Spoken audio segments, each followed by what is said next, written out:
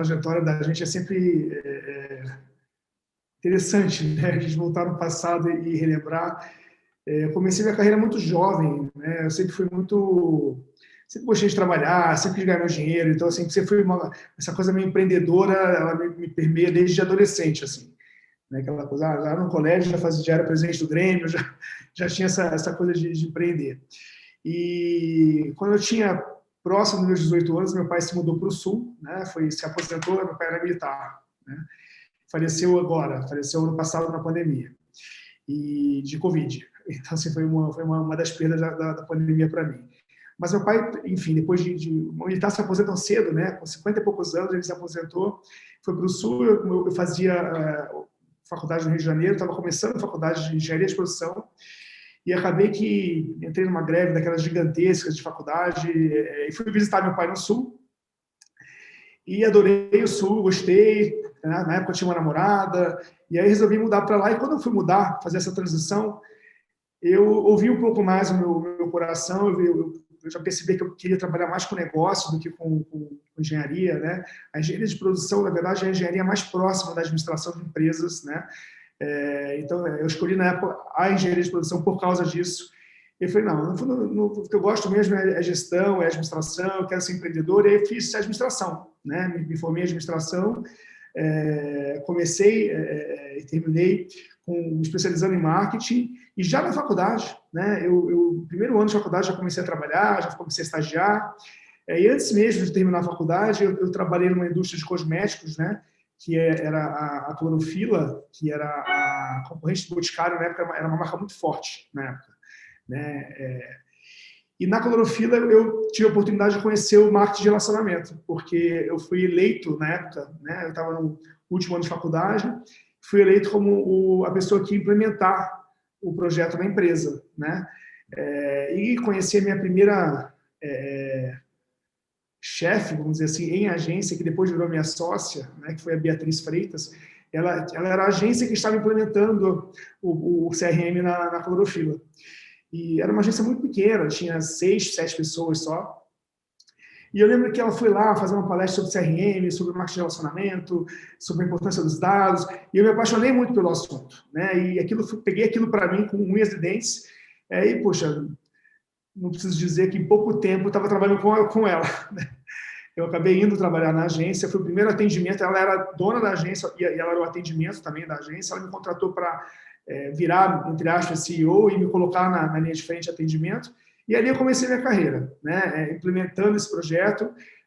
E a Zest Marketing Direto, que era essa agência, que foi a primeira agência que eu trabalhei e que me tornei sócio muito rápido, ela foi pioneira no sul do Brasil. Ela começou na frente de outras agências no sul. Em São Paulo já existia a Rep Collins, já existia o Wonderman, já existia algumas nacionais, como a Copyright, né, como a Salem, e nós éramos a Zest lá do Sul, né, indo meio no paralelo do mercado de São Paulo, até que a Zest começou a ganhar um pouco de projeção, porque a gente, dentro do mundo do marketing de relacionamento, do CRM, a gente acabou tendo muitos projetos em cima de fidelização, os clubes de clientes, os programas de fidelidade, e a gente começou a se posicionar como especialistas em fidelização, né?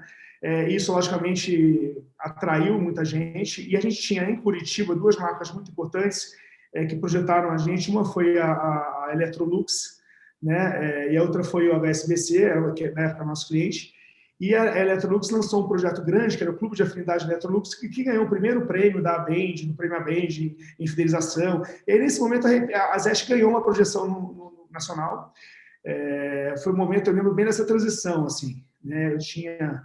Cara, eu nem lembro que ano que foi isso, foi 99, 98. Eu sei que foi assim, foi um boom, assim, né? A gente falou, caraca, de repente começou a receber ligação de marcas de São Paulo procurando a gente.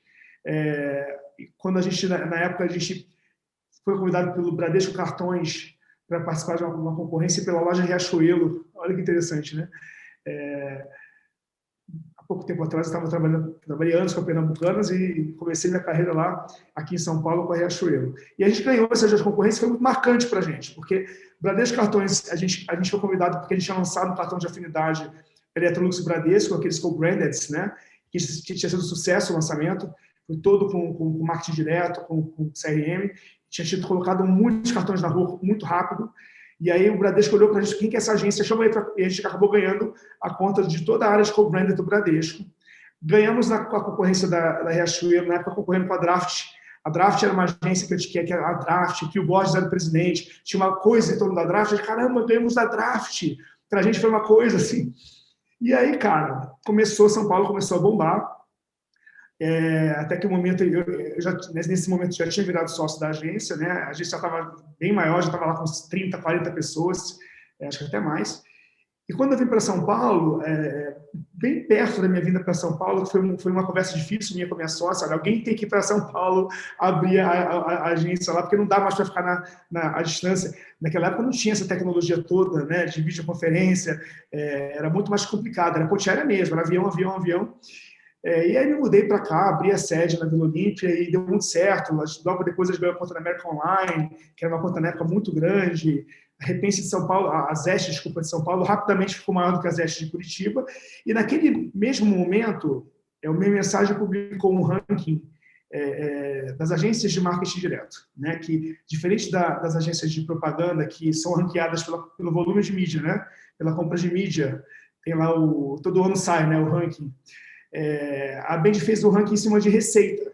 Você tinha que mandar o balanço da agência para ver o faturamento da agência. E quando saiu, esse foi o primeiro ranking que foi publicado de marketing direto do Brasil, a gente descobriu que a gente era, sei lá, se não me engano, era a 6ª ou a 7ª maior do Brasil. Então, a gente levou um susto, porque a gente não tinha essa consciência, né? E aí, logicamente, a grande maioria das agências que estavam nas top 5 eram agências internacionais, era a Ogilvy One, a Wonderman, a Rep Collins. Então, a gente começou a ser procurado pelos grupos para comprarem a agência da gente.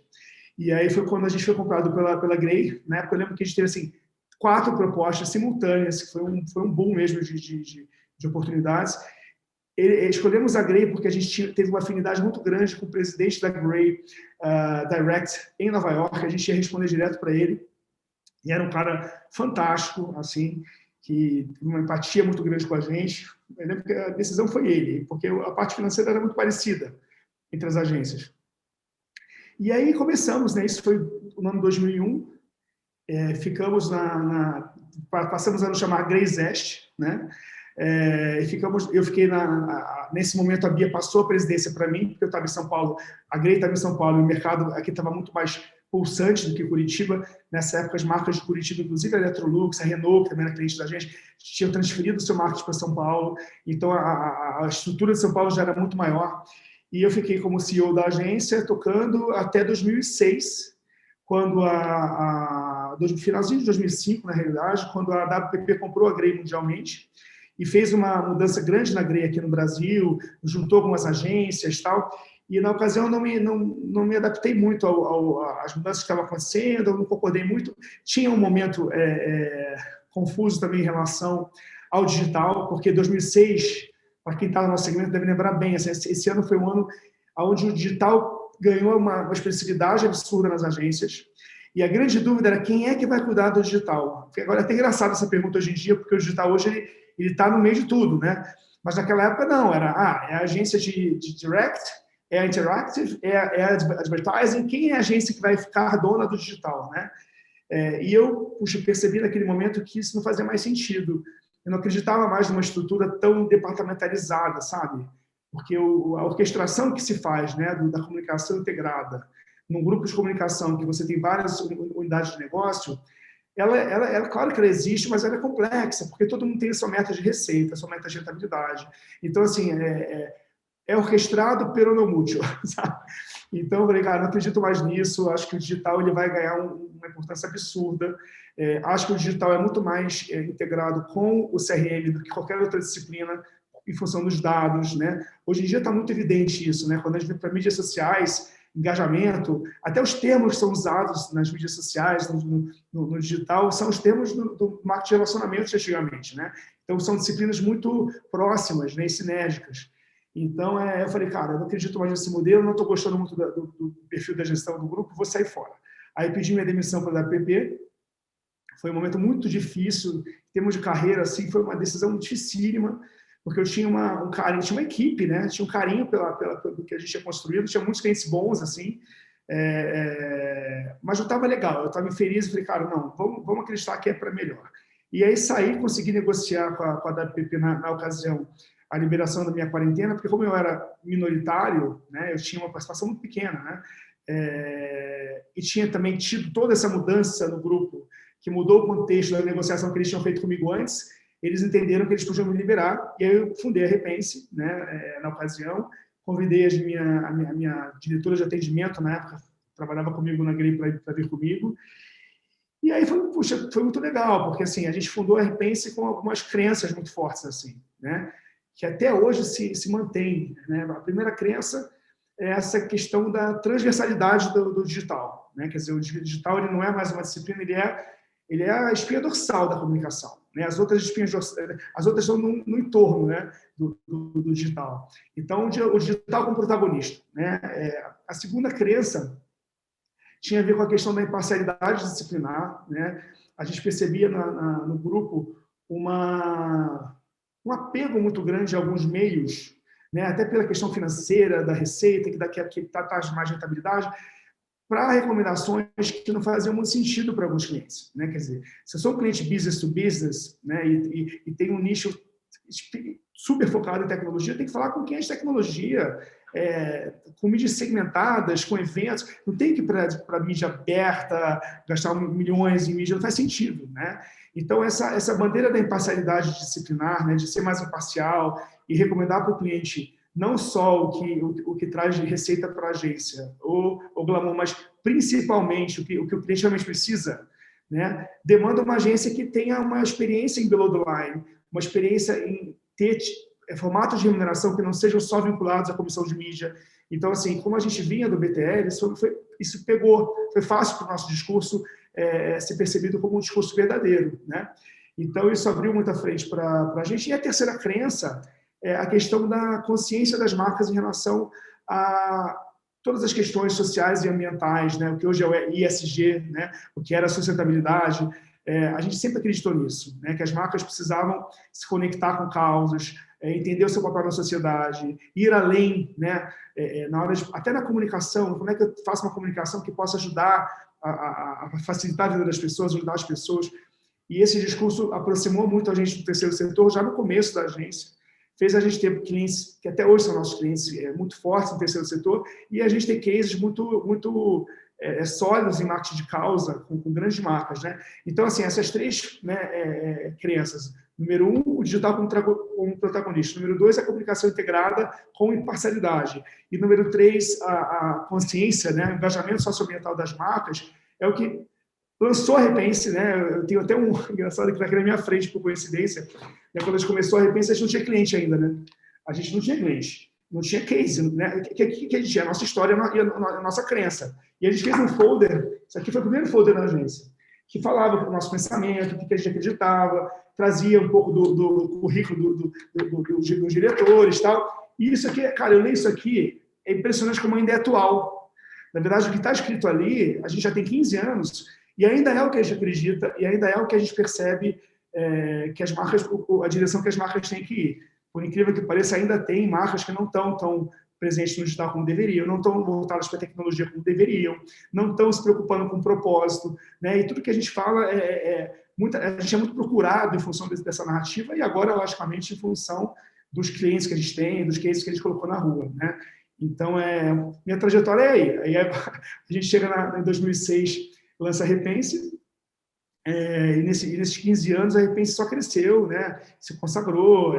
A gente começou com o Itaú como nosso cliente fundador, foi o primeiro cliente da gente, que ajudou muito a Repense, porque a gente foi se despedir, né? Olha, a gente está saindo da Grey, a gente fala, não, mas a gente quer ajudar vocês, a gente quer ser cliente de vocês são uma das melhores agências do Itaú. E a gente começou a estrutura já numa casa legal, num galpão legal, com quase 20 pessoas por causa do Itaú. E a marca do Itaú, ela ajudou muito a gente a prospectar os clientes. Se você trabalha para o Itaú, eu posso confiar que você é uma agência, apesar de estar começando agora, é uma agência sólida. Né? Então, até hoje é nosso cliente, né? Um escopo completamente diferente hoje em dia, mas ainda é cliente da gente. Logo depois veio a Oi também, enfim. Então, acho que contei um pouco da minha trajetória para você, acho que já dá para ter uma ideia. Né? E na Repense, puxa, eu tenho uma crença que a gente não pode se acomodar, né? Eu acho que a gente tem que estar o tempo todo se repensando, né? Isso tem um pouco o trocadilho com o nosso nome e não é uma mentira, né? A gente está o tempo todo questionando os nossos processos, o nosso posicionamento, o jeito que a gente trabalha, né? E a gente vai falar um pouquinho daqui a pouco sobre as mudanças do mercado, né? Mas assim, foram muitas mudanças nesses últimos anos, né? Acho que não tem nenhuma agência que é a mesma, né? Todo mundo se transformou, né? E a gente acha que o nosso espírito é o always beta, sabe? Que vem um pouco do mundo das startups, essa consciência que a gente tem que estar sempre se transformando e não sofrer por causa disso. Entender que faz parte da dinâmica do nosso negócio e do mundo, né? Eu acho que hoje em dia não só as agências, né? Todas as empresas têm que estar se reinventando a partir desses saltos tecnológicos que estão acontecendo no mundo, não só tecnológicos, né? Mas de consciência, de ética, de consciência socioambiental. A gente está realmente num momento que a gente tem que estar aberto para se adaptar, né? Tem que ser desapegado, né? Tudo bem, era legal daquele jeito, mas já passou, ficou para trás. Então, esse é um pouco da nossa trajetória. Marketing na minha vida sempre teve presente, assim, eu acho que desde adolescente sempre gostei muito de comunicação. É engraçado, porque naquela época, quando você é mais jovem, adolescente, você não tem noção que você vai trabalhar com isso, mas quando eu olho para trás, né, eu percebo que eu sempre gostei muito de comunicação, sempre fui muito antenado nas campanhas, na hora de organizar um evento, uma festa no colégio, era eu que pensava, tá, como é que a gente vai divulgar, qual a estratégia. Então, assim, sempre gostei muito de comunicação, sempre gostei. E acho que a gente é muito influenciado, né, muito mais do que a gente imagina, pela comunicação e pelo marketing. E é interessante que a gente trabalha para causas, a gente trabalha para marcas, né? E para as marcas, logicamente, a gente normalmente está trabalhando para quê? Ou para construir um posicionamento, né? Para uma marca ficar mais forte, ou para o cliente vender mais, né? Evidentemente. Quando a gente fala de causa, quando a gente trabalha comunicação para causa, a gente está falando de transformação de comportamento, né? A gente está falando de engajamento, de consciência socioambiental das pessoas, das empresas. Então, são coisas que, por muito tempo, foram antagônicas, né? E sempre se percebeu a propaganda, a comunicação, a marketing como vilão. E hoje eu percebo o quanto a comunicação ela é poderosa também para fortalecer movimentos humanos e causas importantes. O quanto as marcas que estão indo por um caminho diferente, de propósito, de mais consciência, hoje, através da comunicação, conseguem influenciar a vida das pessoas positivamente, né? Como a diversidade, né? Tantas marcas apoiando coisas como isso. Então, eu vejo o marketing na minha vida como um constante influenciador do meu comportamento, né? Conscientemente ou não. Então, eu vejo assim, quando a gente trabalha com marketing, eu digo aqui na agência sempre, que assim, a nossa principal responsabilidade social é com o trabalho que a gente coloca na rua, né? A gente está sendo ético, a gente está fazendo a comunicação do jeito correto, né? A gente está pensando nas minorias, a gente está pensando nos comportamentos que a gente pode colaborar, né? No serviço que a gente pode criar através do nosso trabalho para facilitar a vida das pessoas. Então, eu sou apaixonado pela disciplina, presto muita atenção em tudo o tempo todo, né? Acho que isso aí eu estou no restaurante, eu estou no avião, eu estou sempre conectado com o que está sendo, com o que está me impactando.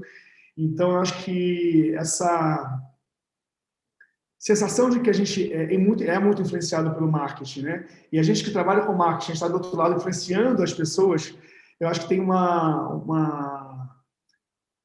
um quê de curiosidade, um quê de responsabilidade muito grande, né? E que traz também muito tesão para a gente como profissional, né? Puxa, como a gente pode impactar a vida das pessoas exatamente como a gente é impactado, né? Como consumidor, como cliente.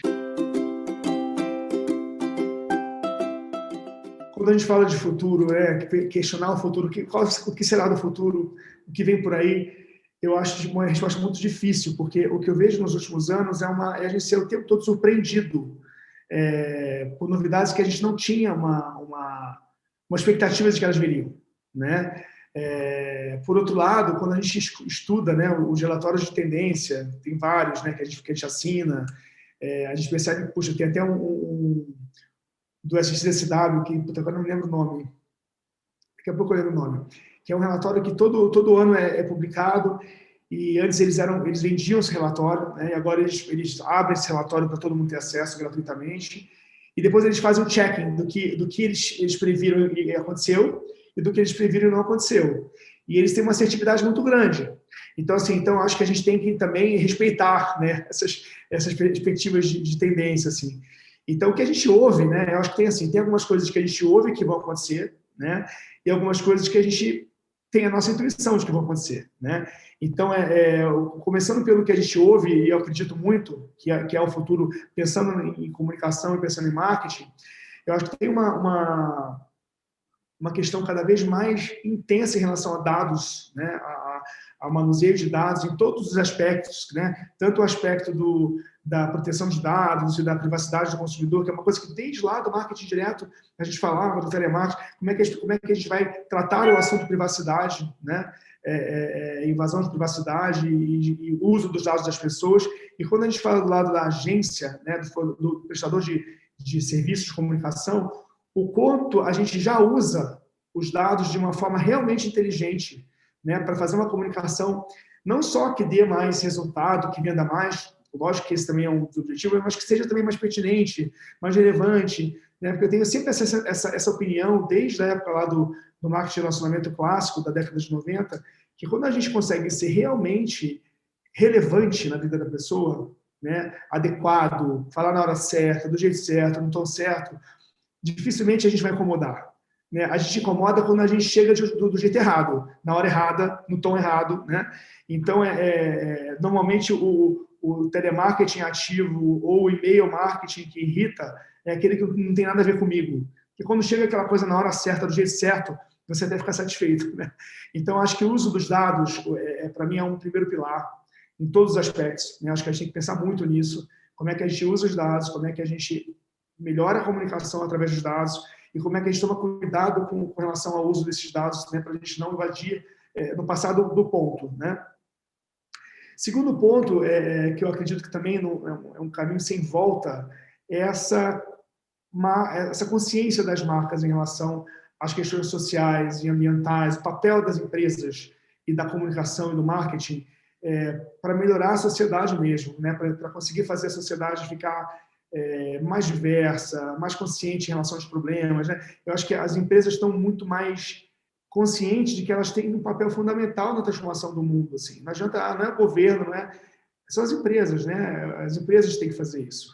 E a gente gasta um dinheiro grande com marketing, e se esse dinheiro puder, né, ao ser gasto, ao ser investido, trazer também junto com ele um pouco mais de mensagens que ajudem as pessoas a ter, né, uma vida melhor, mais consciência, comportamentos mais legais, eu acho que faz todo sentido. Né? Por exemplo, eu sou uma marca de brinquedo, como é que eu posso ajudar, sabendo que a mãe não tem mais tanto tempo para trabalhar com o filho, como é que eu posso ajudar essa mãe a se relacionar melhor com os filhos dela? São coisas como essa, né, que a gente fala, puxa, mas parece não são simples, são profundas. Né? Se eu, como marca, consigo ajudar essa mãe, eu estou indo além, né? Eu estou conectando a minha marca com ela, mas estou prestando um serviço, né? Estou ajudando a vida dela a ficar um pouco melhor. Então, acho que isso é um ponto bem relevante, a questão do propósito das marcas, de ver não só no discurso, mas na prática, né? na sua estratégia de posicionamento, na sua narrativa e nos serviços práticos do dia a dia que essa marca traz para o seu consumidor.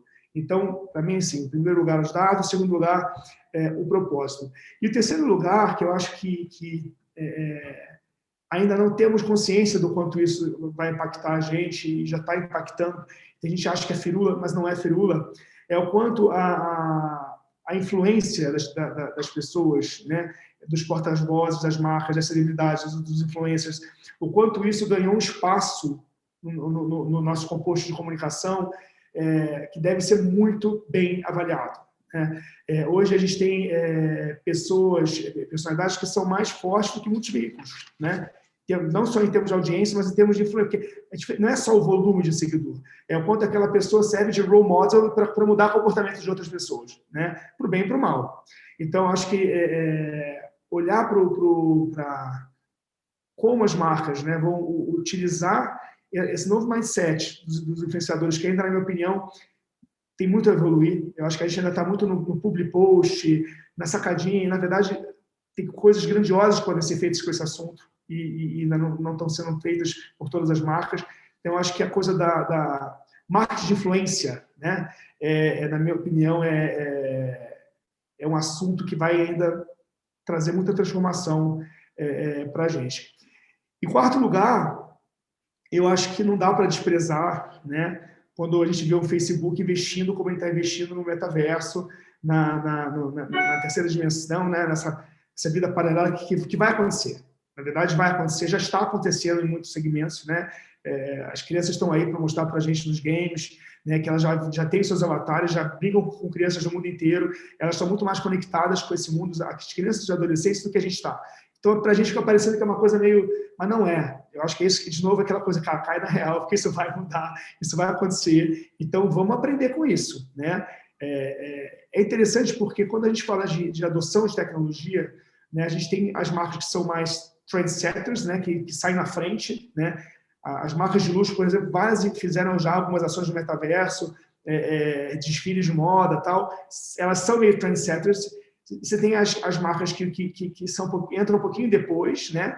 Quando a tecnologia já está um pouquinho mais consagrada, né? E você tem aquelas followers, né? Que vão demorar para entrar. Quer dizer, não dá para ser follower. Isso que eu falo para os meus clientes. Cara, tudo bem, a gente pode não ser um trendsetter, mas a hora que a tecnologia já está consagrada, ali você tem que entrar naquilo. Você não pode deixar de entrar. Então, acho que o metaverso é uma quarta realidade que a gente tem que considerar. E, por fim, eu acho que tem um outro assunto que, assim como o metaverso, teve lá o momento Second Life, que ninguém deu bola, e tem toda a explicação, né? Porque não tinha banda suficiente, não tinha velocidade, não tinha tecnologia. Agora mudou tudo, né? Então não dá para comparar com o Second Life lá de trás, é outra coisa, né? E a quinta coisa que tem a ver com um assunto que já foi falado, mas que também ainda não teve essa virada de chave, que como o metaverso vai ter, que é a internet das coisas, a conexão da tecnologia nas coisas, né? Na televisão, na geladeira, a Alexa, por exemplo, já tomou conta dos lares, né? Então a tecnologia de voz é uma tecnologia que está sendo cada vez mais falada e implementada. Eu acho que junto com a voz as coisas vão se conectar mesmo. Né? Eu acho que mais do que a gente já estão se conectando, mas a gente não está prestando muita atenção. Acho que vai acontecer um pouco o que aconteceu com o WhatsApp, com essas coisas que entraram na vida da gente. De repente, quando a gente percebe, caramba, olha só, todo mundo agora tem smartphone. Eu lembro tão bem quando o smartphone era uma coisa cara, que as pessoas, não, mas vai demorar, porque assim, até todo mundo tem smartphone. De repente, quando a gente viu que todo mundo já tinha smartphone. Né? Então, acho que isso vai acontecer um pouco com o metaverso e com a internet das coisas. Então, acho que a gente tem que estar muito, muito voltado para isso. Então, quando eu falo de futuro de agência, né, como nosso negócio, onde que a gente tem trabalhado muito aqui na Repense? Em preparar as pessoas para essas mudanças, né? E fazer essas mudanças estarem presentes no dia a dia das pessoas. Então, a gente tem consultorias de Creative Tech, fazendo a criação ficar mais tecnológica. A gente tem consultoria de automação, fazendo a automação estar presente nos processos da agência. Então, eu acho que esse viés, né, de fazer a experiência do colaborador, da relação da gente com os nossos clientes ser mais automatizada, mais tecnológica, mais up-to-date, até para ter coerência com tudo isso, né? Quer dizer, a gente está falando de metaverso e ainda está trabalhando do mesmo jeito, né? Criando uma campanha do mesmo jeitinho, começo, meio e fim. Não, hoje mudou tudo. Hoje a gente cria de forma colaborativa, workshop, já sai de lá com uma ideia. Então, assim, esse mindset, né, de métodos ágeis e métodos colaborativos tem tudo a ver com esse novo mundo, tudo caminhando meio junto, assim, né? Então, acho que o futuro eu vejo assim com tendências, né? E vejo como intuição, assim, uma necessidade da gente, enquanto profissional, enquanto líder, enquanto empreendedor, número um, saber transitar nessas mudanças com mais leveza, assim, sem sofrer, né? Sem se angustiar, porque é a nova realidade. A gente vai estar o tempo todo tendo que se reinventar. E número dois, a gente se provocar, a gente também entrar nesse novo mundo, entende? A gente tem que dar o exemplo, a gente tem que estar inserido nessas novas tecnologias para a gente conseguir fazer as marcas que a gente atende entenderem e se engajarem. Então, o que eu vejo é uma mudança de perfil de liderança de profissional muito grande, né? Um profissional muito menos arrogante, muito mais humilde, muito mais colaborativo, porque ele sabe que ele vai depender de uma série de outros parceiros, de outros profissionais, para conseguir entender de coisas que ele não entende, né? O cliente também é muito mais lado a lado com a agência nos desafios, né? Porque a agência não vai ter mais as respostas que ela achava que ela tinha antes. Assim como o cliente também não vai saber tudo. Então, assim, a humildade dos dois lados, cara, vão descobrir isso junto, né? E, por fim, a coragem, né? De testar, de inovar, de saber que nem tudo vai dar certo, porque, assim, as mudanças são rápidas, né? O futuro, ele chega atropelando mesmo, e se a gente tem medo ainda de testar porque vai dar errado, a gente não sai do lugar, né? O medo, ele mobiliza, né? Então, a gente tem que ter coragem, né? Tá até engraçado porque essa palavra está aqui na minha parede, porque é o que eu mais falo para a agência, a gente tem que ter coragem, porque sem coragem a gente não dá um passo, né? A gente não vai para frente. A gente fica sempre pensando, não, vamos lá, cara, tem que ter o plano B, se não der certo, qual é o plano B? Mas vamos testar, e com esse mindset que eu acho que as empresas vão conseguir, sabe, evoluir nesse cenário tão veloz, né, tão desafiador que a gente enfrenta. Bom, queria agradecer a vocês, né, da Academia Brasileira de Marketing. Eu lembro quando eu recebi o convite, né, para fazer parte, foi uma honra. Tem um monte de gurus meus ali de tantos anos que eu admirava, poxa, foi uma honra para mim. E, de fato, eu acho que o Brasil ele tem, né, tem uma coisa diferente no marketing e na criatividade brasileira, né? A gente tem muita gente brilhante, assim, que vai se inspirar, né? Acho que poucos países têm tantos nomes, né? Até popularmente conhecidos, né? Em que lugar do mundo as pessoas conhecem publicitário que fez a campanha XPTO, que as pessoas conhecem, né? Então, acho que tem uma coisa muito bacana no Brasil, e é legal esse espaço da valorização, do reconhecimento, né? A gente reverenciar as pessoas que a gente admira, né? E respeitar essa trajetória, né? Então, eu tenho uma honra para mim estar aí, e especialmente lado a lado com tanta gente bacana, né? Então, eu queria agradecer vocês pelo convite. É uma iniciativa que eterniza um pouco, né, as pessoas também, né? Isso é uma coisa muito bacana. Ao mesmo tempo que eterniza, traz também essa jovialidade das novas pessoas, os novos nomes que estão chegando, né? Tanta gente boa também que está surgindo, né, em modelos novos de agência, né? A gente vive uma transformação, mas eu digo assim, cara, muita coisa muda de nome, mas a essência, né, são as pessoas, né? A essência é a criatividade, né? Eu digo assim, as pessoas ficam falando às vezes aqui na agência, puxa, mas a tecnologia, a automação vai atropelar. Eu falei, gente, a automação ela vai facilitar a vida da gente, ela vai aumentar a produtividade, mas a ideia, né, o insight, isso aí nunca vai deixar de ser das pessoas, né? Então, eu acho muito bacana a iniciativa de vocês, porque valoriza as pessoas, né? E acho que a gente tem que celebrar mesmo, ter muita gratidão pelas pessoas, né? Pelos mestres que ensinaram a gente, né?